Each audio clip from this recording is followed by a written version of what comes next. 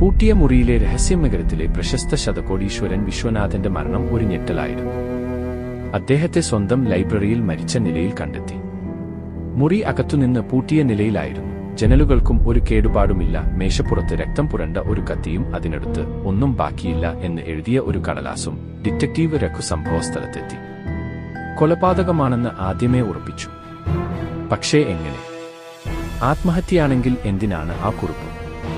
മുറി അകത്തുനിന്ന് പൂട്ടിയതിനാൽ പുറത്തുനിന്ന് ഒരാൾക്ക് പ്രവേശിക്കാൻ സാധിക്കില്ല. വിശ്വനാഥന്റെ വീട്ടിലെ ജോലിക്കാരെ ചോദ്യം ചെയ്തു. ഭാര്യയും മകനും ഒഴികെ മറ്റാരും ആ സമയത്ത് വീട്ടിലുണ്ടായിരുന്നില്ല. രഘു സൂക്ഷ്മമായി മുറി പരിശോധിച്ചു. മേശപ്പുറത്തെ പുസ്തകങ്ങൾക്കിടയിൽ ഒരു പുതിയ പേന കണ്ടെത്തി. അതിൽ വിശ്വനാഥന്റെ പേര് കൊത്തിവച്ചിട്ടുണ്ട്. കത്തിയുടെ പിടിയിൽ നേരിയ മന്ദരികൾ. അപ്പോഴാണ് രഘുവിന് ഒരു സംശയം തോന്നിയത്. പുസ്തക ഷെൽഫുകൾക്കിടയിൽ ഒരു ചെറിയ വിടവ്. അത് ഒരു പഴയ രഹസ്യ അറയാണെന്ന് അയാൾക്ക് മനസ്സിലായി. രഘു അത് തുറന്നപ്പോൾ അതിനുള്ളിൽ ഒരു പഴയ ഡയറി കണ്ടെത്തി. ഡയറിയിലെ അവസാന പേജിൽ ഇങ്ങനെ എഴുതിയിരിക്കുന്നു: എന്റെ മകൻ എന്നെ വഞ്ചിച്ചു.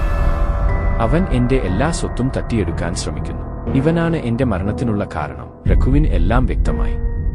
വിശ്വനാഥനെ കൊലപ്പെടുത്തിയ ശേഷം മകൻ മുറി അകത്തുനിന്ന് പൂട്ടി. തുടർന്ന് രഹസ്യ അറയിലൂടെ പുറത്തുകടന്നു. തെളിവുകൾ നശിപ്പിക്കാൻ ശ്രമിച്ചെങ്കിലും മന്ദിരികൾ അവശേഷിച്ചു.